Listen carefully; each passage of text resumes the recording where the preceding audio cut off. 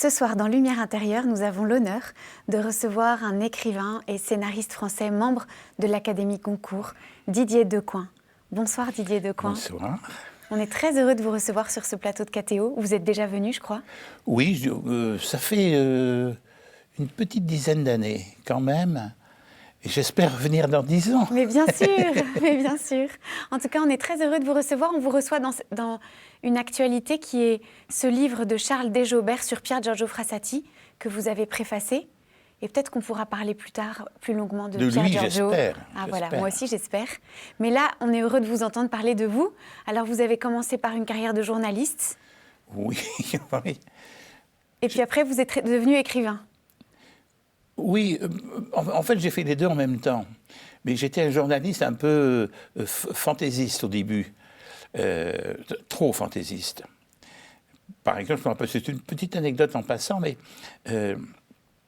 j'avais découvert, j'habitais pas loin du bois de Boulogne, et j'avais découvert qu'il y avait des gens qui pêchaient dans les petits lacs du bois de Boulogne. Donc j'avais dit à mon rédacteur en chef, il y a des pêcheurs, etc. Bon, c'est pas un sujet gigantesque, enfin si ça vous amuse de faire un reportage là-dessus, faites-le. Et il m'a dit, vous faites des photos aussi, parce que je n'ai pas déplacé un photographe. Donc j'étais parti pour faire ce reportage, et je me suis dit, il faut quand même que mes pêcheurs sortent des poissons. Et comme ils n'en sortaient pas, je suis allé dans une poissonnerie qui n'était pas loin, et j'ai acheté des maquereaux. Alors, quand il les a vus, il m'a dit, ça m'étonnerait beaucoup que ça vienne du bois de Boulogne, ces bestiaux-là. Voilà, c'était un peu mon genre Je me suis assagi par la suite. Et oui, parallèlement, j'ai tenté d'être écrivain. Parce que j'ai toujours été un dévoreur, un gargantua de la lecture. Et à force de lire, on s'est dit, pourquoi pas moi? Je voudrais bien essayer aussi. Alors j'ai commencé tout petit par des toutes petites nouvelles qui faisaient... Le procès à l'amour, c'est votre premier livre? Oui, le procès à l'amour, c'est mon premier livre. Ouais. Vous l'avez écrit à 20 ans? Oui, en fait à 18 plutôt, mais c'est officiellement 20 ans parce que le temps de le fabriquer, etc. Parce que je sortais avec une jeune fille merveilleuse. Mais c'est que les jeunes filles de 18 ans sont beaucoup plus évoluées que les garçons de 18 ans. On est des nigauds à côté. On se rattrape un peu, enfin j'espère. Et un jour, après 2 ans où on se fréquentait, etc., elle m'a dit, moi j'ai besoin de liberté, tu m'étouffes, donc c'est fini.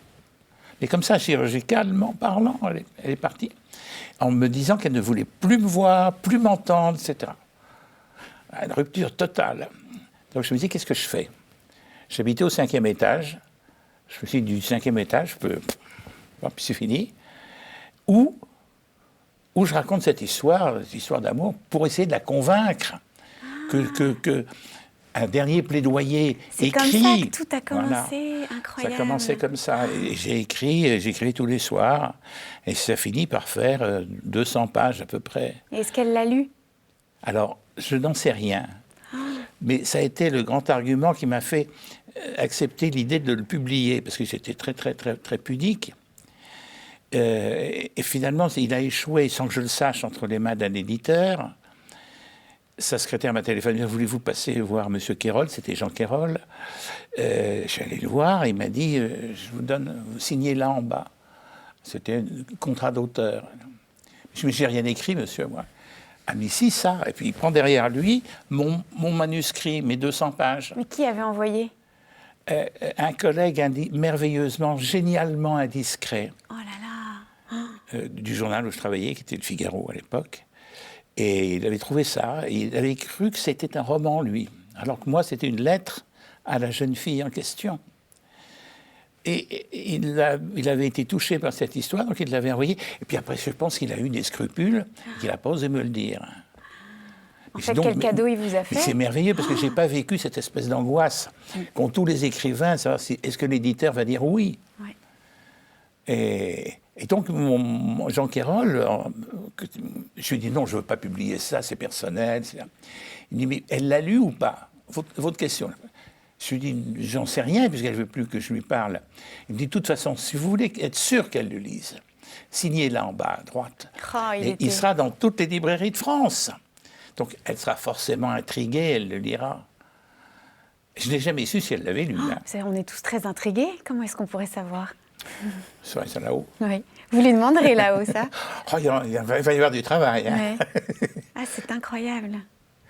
Mais après ce premier livre, qui avait relativement très bien marché, j'ai cru que j'étais écrivain, donc j'en ai écrit un deuxième tout de suite. Alors lui, ça a été un flop, mais monumental.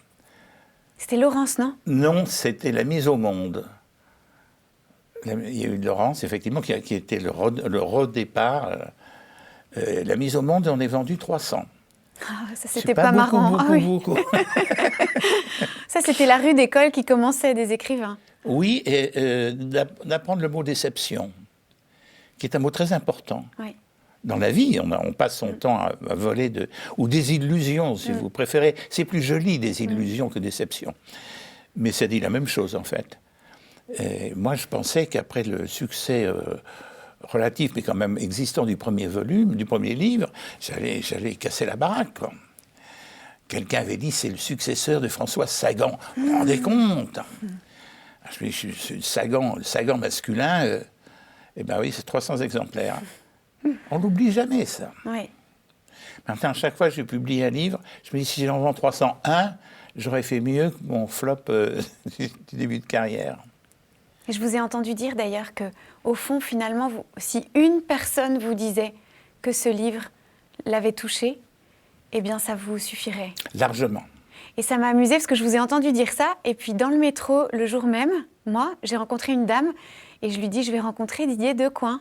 Et elle m'a dit, il a écrit un ravissant livre sur les jardins que j'aime beaucoup. Oh, et je me suis dit, voilà une personne. Voilà. C'est bon, le livre sur les jardins, c'est bon. Oui, un livre suffit. Voilà. Oui. Parce que quand je lis un livre, moi, de quelqu'un d'autre, je ne sais pas combien de lecteurs a cet auteur. Et ça vous est Mais égal. moi, s'il me bouleverse, s'il m'enchante, s'il m'émerveille, s'il m'emporte ailleurs, etc., ça suffit, je suis heureux. J'ai envie de le dire à l'auteur, je devrais le faire. Envoyer un petit mot de couturier, surtout avec l'Internet, maintenant c'est facile, mais je ne le fais pas et j'ai tort. Mais oui, une seule personne suffit. Cela dit, c'est quand même mieux quand il y en a deux, voire trois. Trois lecteurs. Alors, vous avez aussi écrit des livres dont on parlera, je pense, tout à l'heure aussi plus amplement, sur la question de Dieu. Et le premier, il me semble, c'est Élisabeth ou l'obsession de Dieu. Et ce qui m'a évidemment mis la puce à l'oreille ou intriguée, c'est qu'après, vous avez écrit un livre sur Élisabeth de la Trinité, mais ce n'est pas du tout la même Élisabeth. Non, mais c'est une bonne question, ça, parce que personne ne me l'a posé. Mais en fait, Élisabeth ou l'obsession de Dieu, c'était, ou Dieu seul le sait, le premier. Ah. Élisabeth ou Dieu seul le sait, c'était déjà... Mais j'osais pas écrire sur Élisabeth Cathès à l'époque. Vous la connaissiez déjà? Oui.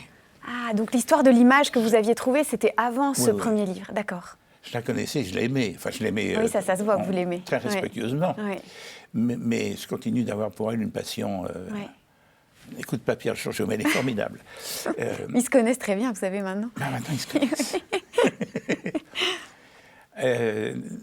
Oui, donc ce premier livre, c'était ce que j'appelle des pétards. Vous savez, les enfants adorent allumer des pétards. Ça fait pas de mal à personne, ça fait pam. Et ce livre était un pétard en espérant que quelqu'un entendrait sa petite déflagration. Et ferait la relation entre mon Élisabeth fictive romanesque et Élisabeth de la Trinité. Donc elle se ressemble. Vous êtes quand même inspiré d'Élisabeth de la Trinité pour la psychologie de votre physiquement, personnage. elle se ressemble encore. Avec les sourcils droits. Oui, oui. Le petit nez. Ah, Élisabeth de la Trinité, en plus, est une fille ravissante. Oui. Oui, on sent que vous la trouvez jolie dans votre... Oui. Vous lui dites très respectueusement, mais vous le lui dites. Mais oui. Ça, je lui dirais, parce que... Écoutez, c'est quand même plus joyeux de penser que le Seigneur se choisit des petites fiancées qui sont jolies. Pourquoi est-ce qu'il irait chercher des laidrons? Hein? Bon, moi je suis ravi, je suis enchanté. J'ai eu 2 fois cette sensation de me dire, il a quand même un sacré bon goût, le Seigneur, pour Élisabeth Cathès. Et puis une autre fois où j'ai été interviewé par une jeune journaliste que je trouvais absolument, totalement ravissante. C'était avant mon mariage.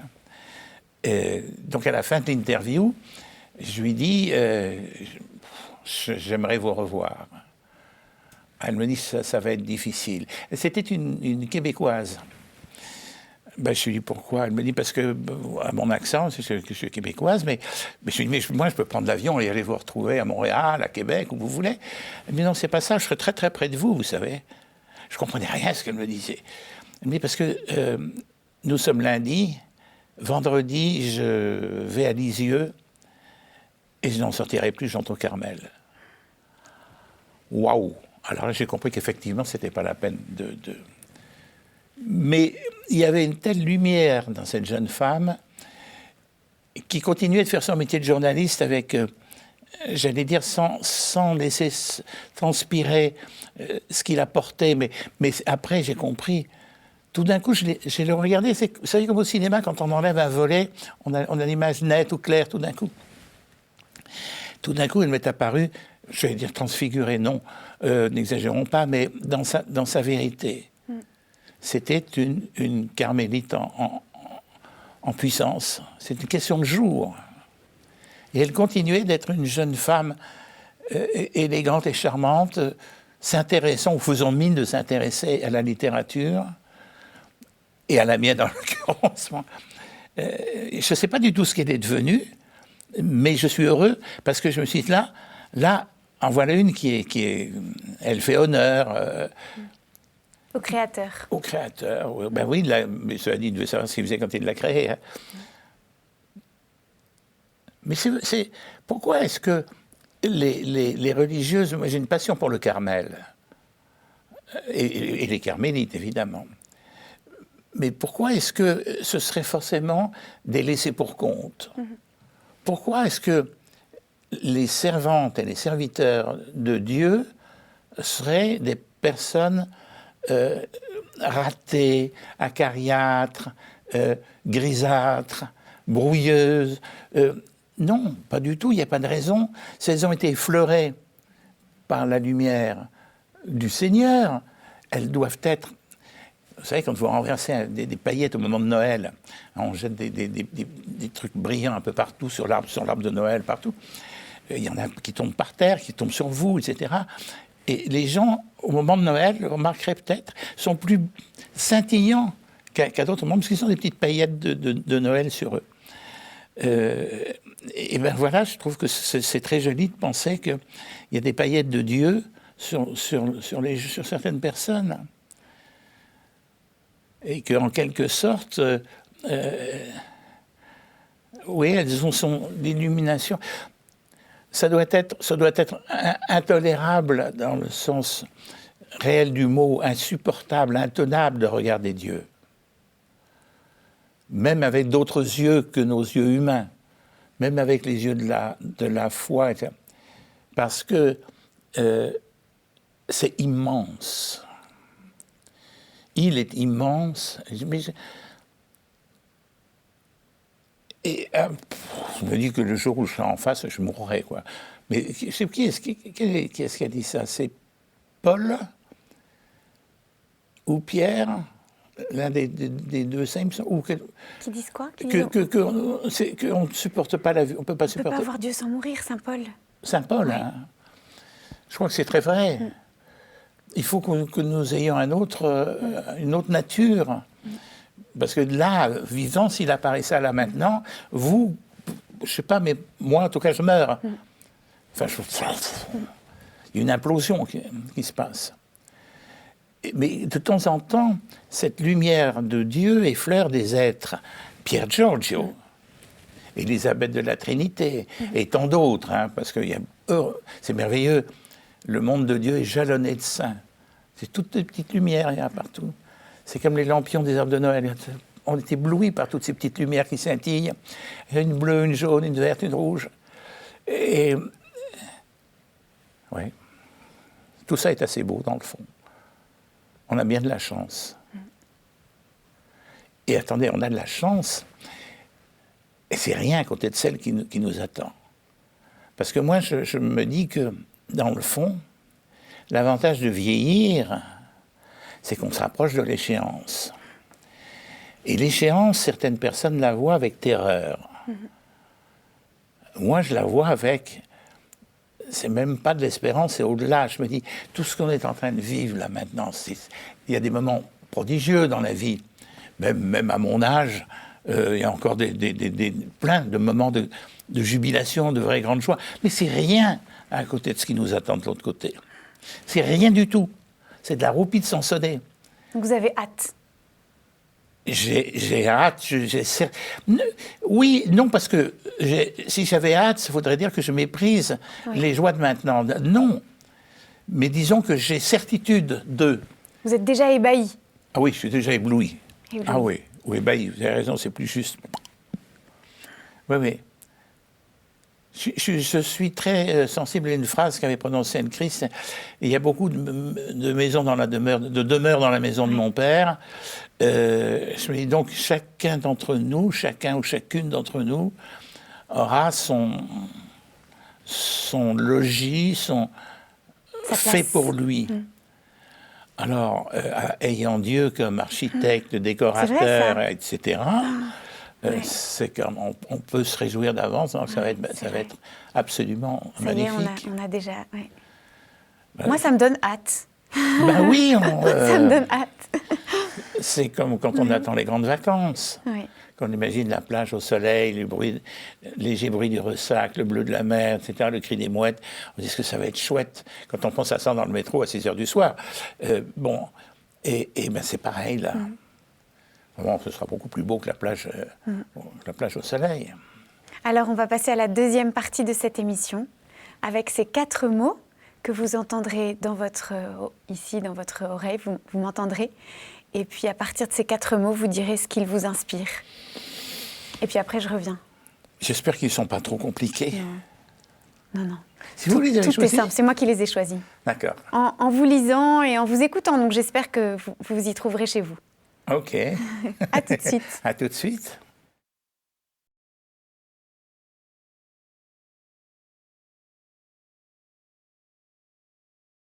Nous sommes dans Lumière intérieure sur KTO et nous avons la joie ce soir de recevoir Didier Decoing. Et le premier mot auquel j'ai pensé en pensant à vous, Didier Decoing, c'est enfance. Vous me gâtez. Tant mieux. C'est le mot de tous les commencements d'abord, et c'est peut-être le mot qui est le plus, pour moi, celui qui me caractérise le mieux, c'est celui-là. Parce que l'enfant, il a le droit de faire des bêtises. Moi, je fais beaucoup de bêtises, comme tout le monde. Mais un enfant qui fait des bêtises, c'est pas grave. Un adulte qui fait des bêtises, ça peut être tragique. Donc c'est un mot qui me touche beaucoup parce qu'il porte avec lui la notion d'innocence, ou en tout cas je ne l'ai pas fait exprès. C'est un mot merveilleux, c'est un mot d'enfant, ça, je ne l'ai pas fait exprès.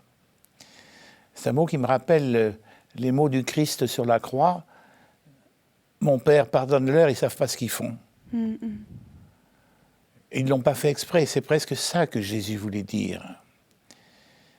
Et le Christ sur la croix, c'est un enfant. C'est pas du tout Moi, quand je vois des représentations de crucifix, surtout dans les peintures, où on a un être agonisant, déchiré, défiguré, qui fait presque peur. Mais je me dis, mais c'est pas du tout ça. Il est un enfant. Vous savez, j'ai fait, à une certaine époque de ma vie, j'ai fait du cinéma médical, c'est-à-dire que je faisais des films pour des laboratoires pharmaceutiques, pour expliquer ce qu'était tel médicament, ce qu'était tel traitement, etc. Et un jour, je fais un film sur, je ne dirai pas le nom du médicament, peu importe d'ailleurs, mais il fallait que je filme une personne qui suivait ce traitement. Et c'était un traitement de fin de vie. Donc je demande à ce qu'on me trouve des personnes au bord de l'agonie. Et effectivement, à l'hôpital où on tournait, on trouvait une femme qui était dans un état c'était pas un petit doigt, elle était d'une maigreur effarante. Et elle avait, c'est le masque de la mort, c'est-à-dire que Les yeux étaient à la fois enfoncés et en même temps, il n'y avait plus qu'eux qu'on voyait dans le visage. Et je dis, mais écoutez, madame, je suis désolé parce que je voulais vous filmer, mais je ne veux pas vous offenser d'aucune façon, ni vous embêter. Vous avez d'autres choses à penser qu'à chercher la lumière, etc. Elle dit, non, allez-y, faites votre travail. Oh, puis elle me dit, peut-être que vous me trouvez laide. Je lui dis, oh, pas du tout. Elle dit, mais vous auriez le droit de me trouver laide, parce que je me suis vue ce matin dans un petit miroir, je me fais peur à moi-même. Et en même temps, me dit-elle, oubliez ce que vous voyez. Je ne suis pas du tout la vieille dame que vous allez filmer. Je suis un petit bébé. Je vais naître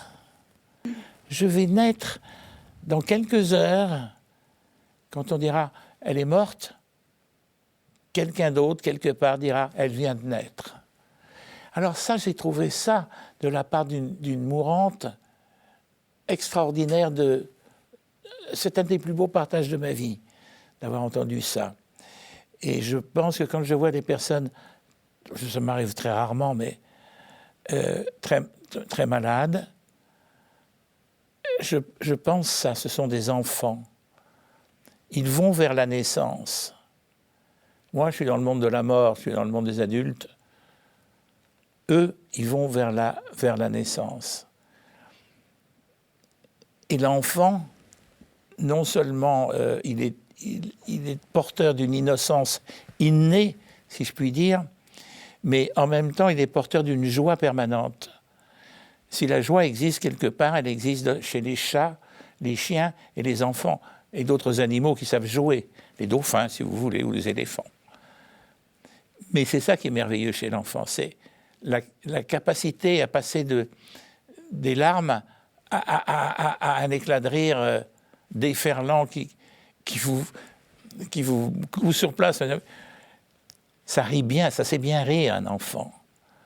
Nous, adultes, grandes personnes, comme on dit, on a une façon de rire qui est toujours un peu coincée. D'abord, on rit à tout propos. L'enfant ne rit pas à tout propos. L'enfant rit quand il y a lieu de rire. Et je me dis d'ailleurs que j'aurais aimé assister au premier rire de Jésus. Comment riait-il ? On sait comment il parlait, puisqu'il a laissé ses paroles à ses disciples, c'est rire. Parce qu'il a ri de Christ.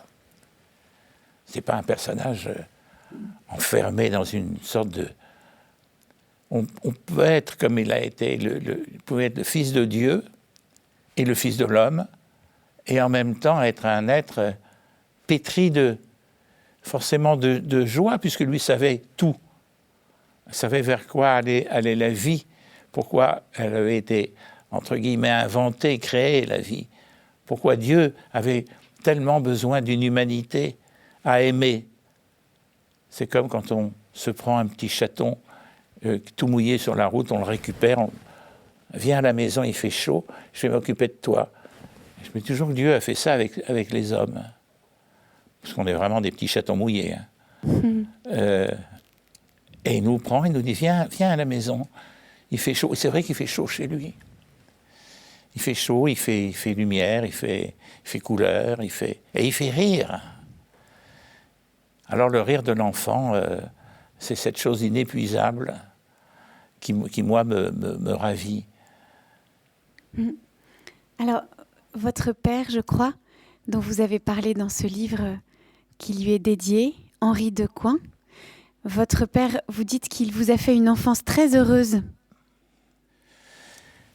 J'ai presque honte au jour d'aujourd'hui quand je vois la profusion de livres qui racontent des enfances désastreuses. Oh, ce n'est pas des enfances martyrs, quelques-unes peut-être, mais j'ai l'impression de marcher au milieu d'un monde de victimes. Tout le monde est victime. Alors moi, je suis désolé, mais j'ai eu une enfance magnifique. Oui, vous avez été réjoui avec une enfance en images et un père cinéaste. Oui, alors c'était un monde qui n'existait pas, le monde de papa. C'est parce qu'il inventait des films et il les vivait avant même d'être sur le plateau avec sa caméra, etc. Il les préparait. Et il nous emmenait, ma sœur et moi, on participait à la naissance du film. C'était un film sur Louis XIV, il avait fait un film sur l'affaire des poisons. Alors on est allé, je ne sais pas combien de fois à Versailles, et il nous racontait, lui, l'affaire des poisons, et c'était formidable parce que c'était un raconteur d'histoire extraordinaire. Alors ça nous permet peut-être, comme hélas le temps passe trop vite, de passer au second mot qui est aussi une histoire. Et ce second mot, c'est Bible. Bible. La Bible. Peut-être que la question qu'on a envie de vous poser, parce qu'on a trop peu de temps avec vous et on a tellement de questions à vous poser, quand est-ce que ce petit garçon qui vivait dans ce monde d'images avec Henri Decoing et ce monde de comédiens aussi, quand ce petit garçon tombe-t-il amoureux de la Bible ? Je suis tombé amoureux très vite de la Bible parce que j'ai toujours adoré lire et je voulais des gros livres. Et la Bible, par définition, c'est assez volumineux. Et donc, le jour où j'ai découvert ce livre-là, j'ai ouvert et je me suis aperçu que c'était une série d'histoires, d'historiettes, d'anecdotes qui étaient tout à fait ce qui peut convenir à un petit garçon. Je devais avoir, quand j'ai découvert la Bible, je devais avoir 10 ans, 11 ans. Avant, j'en connaissais des bribes parce que le catéchisme, etc. Mais là, c'était vraiment le livre entier. Et ce livre entier est formidable. Il est fait de...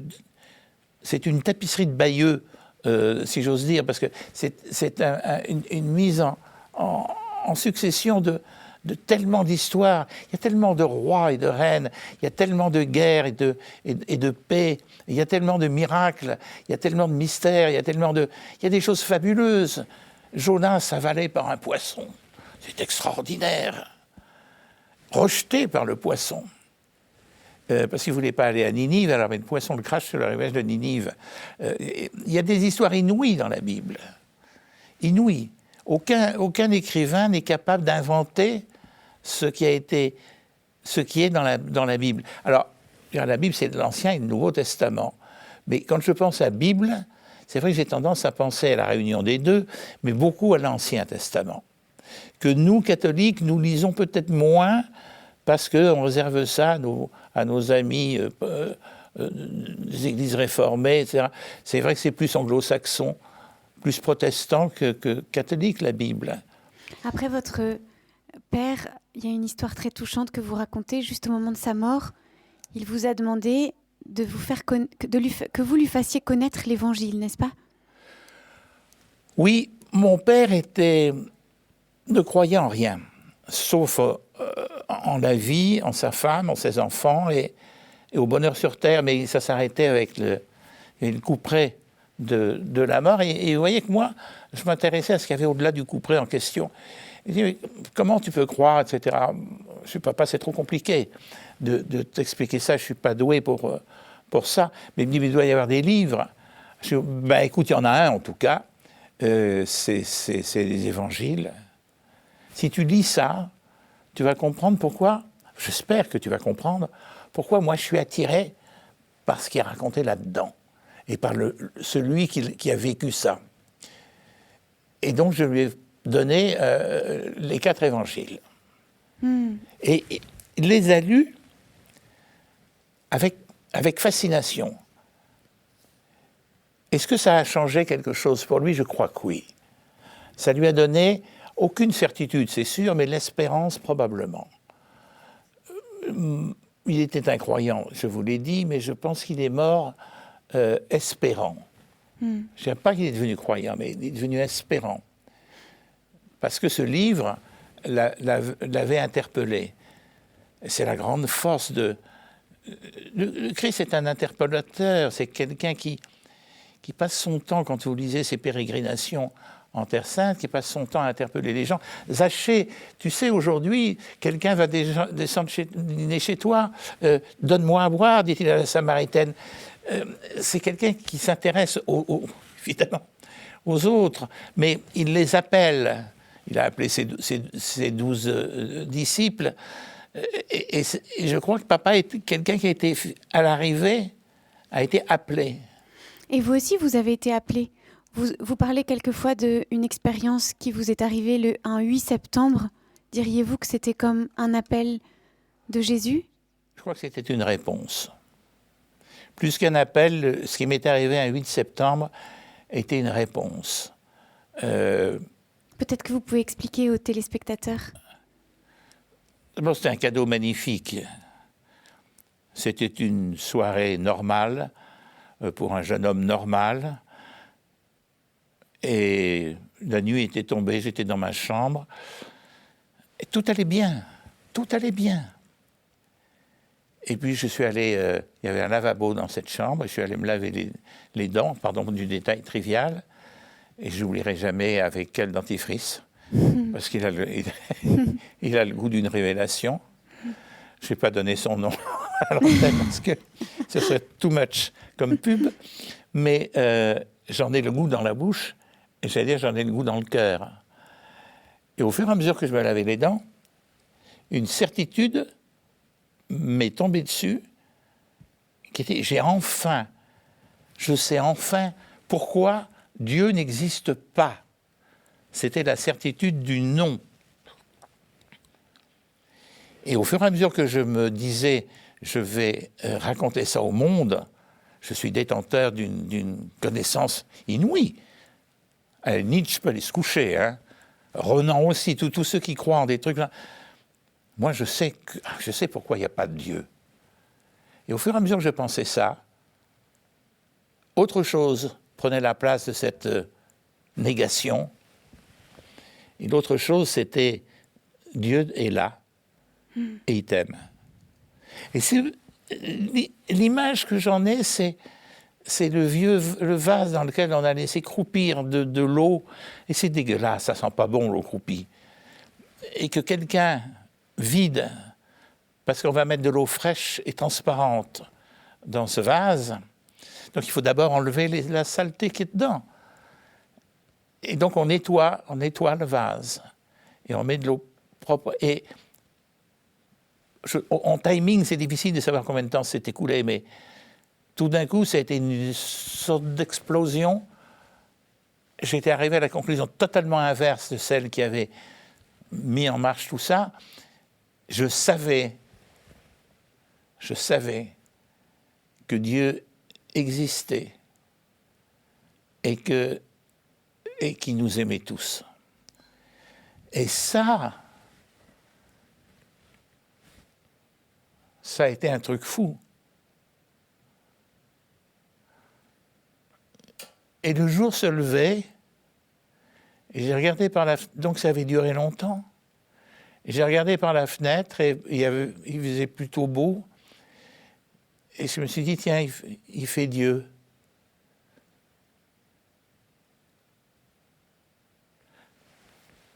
C'est une belle expérience. Mais je vous dis, c'est une réponse plutôt qu'un appel, parce que rien ne m'a été demandé et tout m'a été donné. Un don gratuit. Alors, on peut passer plein de gratitude avec vous au troisième mot. Et ce troisième mot, c'est Frassati. Frassati. On va parler de toi. Frassati, Pier Giorgio Frassati, qui a été canonisé il n'y a pas très longtemps, mois d'août, je crois. Oui, même tout début septembre. Au septembre, hein. Enfin, c'est récent. Et Pier Giorgio Frassati m'a été révélé par quelqu'un qui a énormément compté pour moi, qui était le père de Gève, Ernest de Gève, qui était un prêtre belge du diocèse de Namur, et qui a été, je dirais, c'est un peu prétentieux de parler de directeur spirituel, mais enfin, après l'aventure que je vous ai racontée du 8 septembre, il a bien fallu que je concrétise ça. Et donc j'ai cherché quelqu'un. Et un jour, je signais des livres, quelqu'un est venu s'asseoir à côté de moi. C'était un petit bonhomme avec un long nez pointu, habillé en prêtre, c'était un prêtre. Et il m'a dit, moi j'ai posé la question, vous voulez que je vous signe un livre? Oh, il me dit, si tu veux. Alors déjà, il me dit tu, on ne se connaissait pas, enfin, c'était pas très important, mais je me suis dit, il essaye de créer un lien. Et je vais vous appeler comment? Il me dit, je suis le père de Gève, du diocèse de Namur. Ah, vous passiez par hasard? Oh, pas du tout. J'ai pris une train ce matin pour venir te voir. Je me dis, qu'est-ce que je peux faire pour vous? Rien. Je voulais simplement qu'on se rencontre. C'est touchant. À partir de là, bon, la relation, c'est... Et un jour, il m'a parlé de Pier Giorgio. Il m'a dit, parce qu'il avait lui, il appelait ça ses amis. Les saints, c'était pas des saints, c'était des amis. Ses amis à lui. Il en avait quelques-uns. Et des solides. Et il me dit, parmi mes grands amis, il y a un Italien qui s'appelle Pier Giorgio Frassati. Ah, je ne l'ai pas connu, mais je connais sa sœur. Elle me dit, tu sais, il est formidable. Hein. Il faudrait que je te le fasse connaître. Ben, s'il est au ciel et moi sur terre, et vous? Il m'a dit, mais il y a des livres. Donc il m'a donné de la documentation qui n'était pas encore très, très importante, parce que Frassati est resté discret, y compris chez les croyants. Et quand j'ai découvert, deux choses m'ont bouleversé chez Pier Giorgio. Vous vous rappelez, c'est un jeune qui est le fils de quelqu'un de très important. Son père est tout simplement le directeur de la Stampa. Alors la Stampa, c'est le plus grand journal, un des plus grands journaux d'Italiens donc, si vous voulez, c'est énorme pour lui. Il a un pouvoir terrible, le papa de Pier Giorgio. Et Pier Giorgio vit dans cette famille qui est la sienne, avec beaucoup d'amour, mais il ne se mêle pas du tout des affaires de son père et il ne lui pose pas de questions sur la politique. Ça ne l'intéresse pas du tout. Une seule chose intéresse Pier Giorgio, les pauvres. Il passe des nuits entières à courir la ville, à la recherche de foyers où il y a des gens qui ont faim, qui ont froid, qui ont peur, qui ont mal. Et il leur apporte le réconfort qu'on peut apporter quand on a la foi et qu'on est capable de la partager. Et c'est ça qui vous a le plus touché dans cette figure? Ah, ça m'a terriblement touché, parce que je me dis qu'il y a des Frassati, il n'y en a pas des masses. Et une autre chose m'a touché, c'est quand Pier Giorgio est mort, donc ses parents ont décidé de l'enterrer à la campagne, où ils avaient une maison, et le matin des funérailles, le père a fait préparer sa voiture, etc. Il est monté à bord de la voiture avec la maman de Pier Giorgio, avec la sœur, etc. Puis ils sont sortis de la maison, puis ils ont commencé à rouler, et bouchon, embouteillage Maus. Alors, il dit, on va être en retard. Mais qu'est-ce que c'est que tous ces gens? Qu'est-ce qu'ils foutent là? Il y en avait qui passaient devant la voiture sans se préoccuper que c'était une voiture en mouvement, etc. Et quelqu'un dit, mais c'est Monsieur Frassati, c'est pour votre fils. Du coup, mon fils, il dit, oui, pour aller à l'enterrement de votre fils. Il dit, mais qu'est-ce que je ne comprends pas du tout. Mais tous ces gens-là, ce sont les pauvres qu'il a aimés, qu'il a aidés, et les incroyants qu'il a sauvés. Il s'est aperçu, vous vous rendez compte, quelle révélation pour un père, il s'est aperçu qu'il avait engendré un saint. Parce que pour lui, il l'a canonisé à l'instant même. Oh, c'est fantastique, ça. Avec cette plaque qu'il a fait appliquer sur la maison, on sent qu'il a voulu réparer le fait de ne pas avoir bien compris son fils et de dire ici était un grand homme, ce qu'il ne lui avait certainement pas dit. Peut-être ça nous permet de passer au dernier mot. Et ce dernier mot, parce que cette émission va trop vite, ce dernier mot, c'est porc. Oh. Porc. C'est pas un mot, c'est un paradoxe. Parce que le port, c'est l'endroit où le marin monte à bord de son bateau et appareille. Mm-hmm. Et c'est l'endroit où le marin revient avec son bateau et débarque. C'est à la fois l'alpha et l'oméga du voyage maritime, le port. Et en même temps, il y a dedans l'idée de porter, bien que ce ne soit pas du tout la même origine, mais l'idée de porter. Nous avons tous un port, mais nous n'avons pas de port de départ. nous avons un port d'attache, qui est le port vers lequel notre bateau va. Et ce port, c'est de l'autre côté du monde, de l'autre côté de la vie. PORT et mort MORT. À une lettre près, on est dans le... C'est la même chose. Et moi, je suis fasciné par le port vers lequel on va. J'ai toujours aimé les voyages en mer. La mer fait partie de mon univers, de ma fantasmatique, de tout ce que vous voulez. C'est un lieu de prière extraordinaire, la mer. Et j'ai toujours été passionné par les ports. Quand je prends un bateau, mais même un bête ferryboat, pas forcément on va dans un port que je ne connais pas. Un petit port français, je ne suis jamais allé. Dès que j'arrive là, je sais pas, tout m'interpelle, tout m'émerveille, etc. J'aurais adoré vivre dans un port. Il y a quelqu'un, est-ce que je vais me rappeler son nom? Non, alors peu importe, qui a écrit sur les ports, qui est plus qu'un marin. Quelqu'un qui avait compris ce qu'était la vie portuaire. En plus, c'est rythmé par des heures, comme la vie de l'homme est rythmée par des âges. Vous avez le port le matin, c'est le port des pêcheurs, qui partent chercher le poisson qu'ils vont vendre, etc. Et puis vous avez le port de midi, c'est le port qui dort, DORT, comme port. C'est le port qui dort, les bateaux sont tous amarrés, il y a un petit clapotis, ils se frottent les uns contre les autres, ils ont l'air contents, comme des animaux heureux, des petites bêtes. Et puis il y a le port du soir. Et le port du soir, c'est le port des grands départs. Et c'est le port des grandes arrivées. La rythmique des ports est quelque chose sur lequel on devrait se pencher. J'ai écrit il y a fort longtemps un livre sur les voyages, qui est un ratage, donc ne le cherchez surtout pas. Et je me garderai bien de vous en donner le titre. Mais je devrais un jour écrire sur les ports. Parce que c'est vrai que c'est un monde très différent. Vous savez que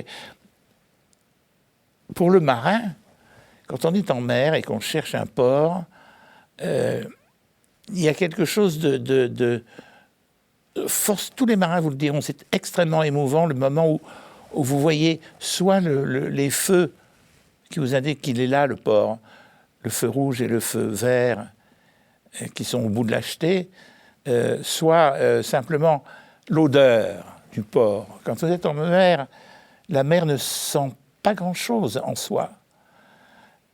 Mais quand on approche de la terre, il y a un mélange qui se fait.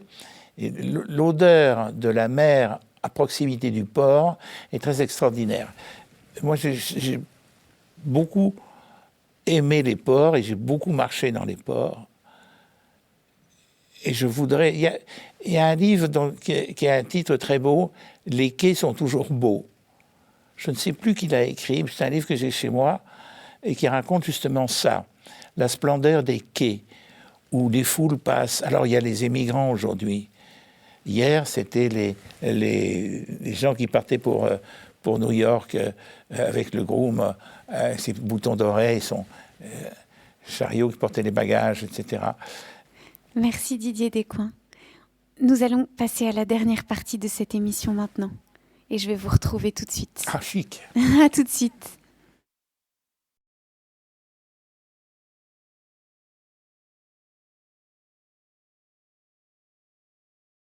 Didier Descoings, nous sommes dans Lumière intérieure sur KTO toujours. Oui, je suis heureuse de vous retrouver, vous y êtes bien? Moi je suis bien, oui. On était si heureux de vous entendre parler de votre enfance et puis de ce port définitif auquel peut-être on amarrera un jour le bateau de notre existence en ayant senti l'odeur arriver.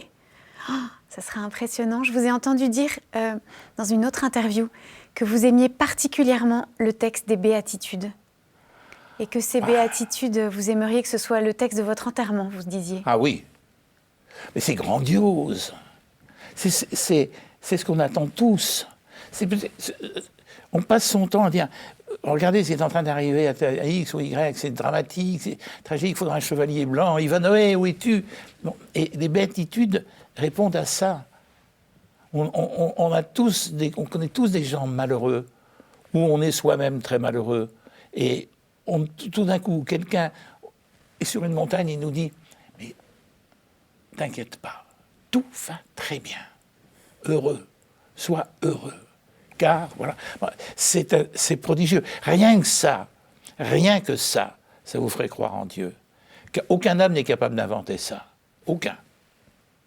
D'abord, je l'ai trouvé dans aucune, je dirais même pas religion, aucune philosophie. Il n'y a que le Christ qui a eu ces paroles qui sont au-delà de la consolation, qui sont l'espérance transformée en mots. Pourquoi aller chercher ailleurs? On a la réponse, là.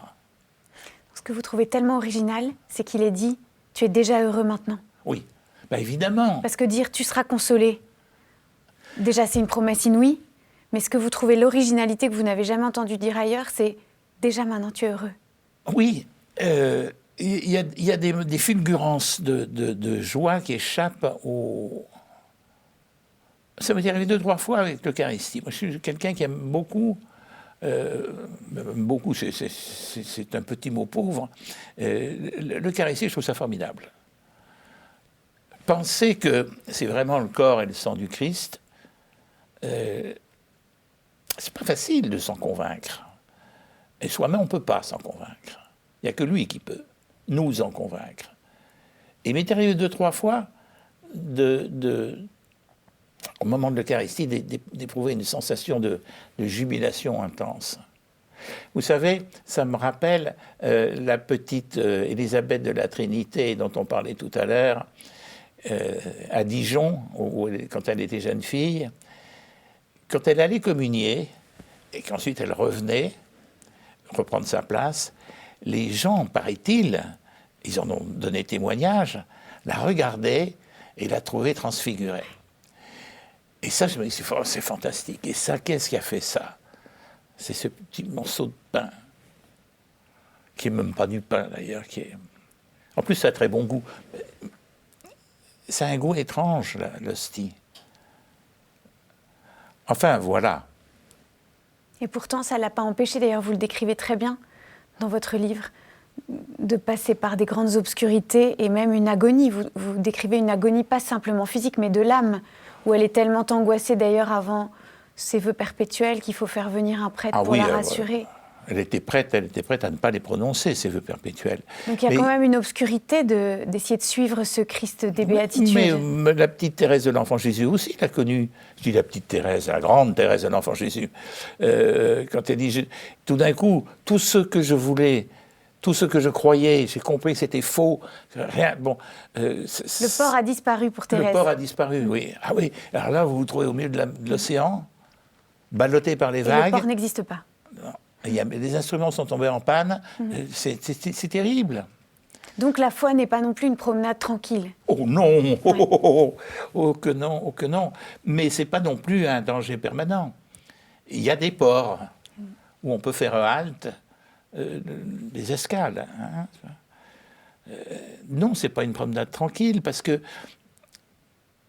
forcément, on est déjà semé, si je peux dire. On a une semence en nous, qui est cette semence d'éternité et de bonheur éternel. Parce que quand les gens me disent, ce qui est bien, toi, tu es tranquille parce que tu crois que le Christ, Dieu, il t'a promis l'éternité. Je dis non, il m'a pas promis l'éternité, il m'a promis le bonheur éternel. C'est pas du tout pareil. Et même mieux que ça, la joie éternelle. Parce que le bonheur, c'est un état... mais la joie, c'est ça danse, ça voilà. Et la joie éternelle, je me demande même si c'est supportable, tellement c'est fabuleux. Donc c'est ça le port qui miroite devant vous, c'est ce bonheur éternel. Oui, au-delà de l'horizon, hein, je ne le vois pas encore. Oui. Mais je sais qu'il est là-bas. Comme quand je prenais mon bateau et que je naviguais vers un port que je ne voyais pas parce qu'il était trop loin, ou qu'il y avait de la brume, etc. Mais je savais qu'il était là. La mort n'existe pas, le bonheur est éternel. Oui, la mort, non, la mort, c'est une couillonnade. On peut souffrir terriblement de perdre quelqu'un, bien sûr, mais j'y crois pas à la mort. Désolé, Satan. Alors J'y que crois vous croyez au bonheur Je éternel. ne crois pas au diable. Enfin, je ne crois pas au diable, si. Je crois au diable, mais je crois pas en sa la victoire. mort, non. Ouais. Non, ça c'est pour faire peur. Et ça peut faire peur, et ça fait peur. Mais non. Merci Didier Decoing. Hélas, il faut déjà se séparer, c'était beaucoup trop rapide. Déjà Oui. Je rappelle votre actualité. Pier Giorgio Frassati, ce livre de Charles Desjaubert. Vous pouvez retrouver cette émission sur ktotv.com. Merci beaucoup de nous avoir fait la joie et l'honneur de venir partager ce moment avec nous. Didier Decoing. C'était pour moi un délice. Merci beaucoup. À bientôt. À bientôt.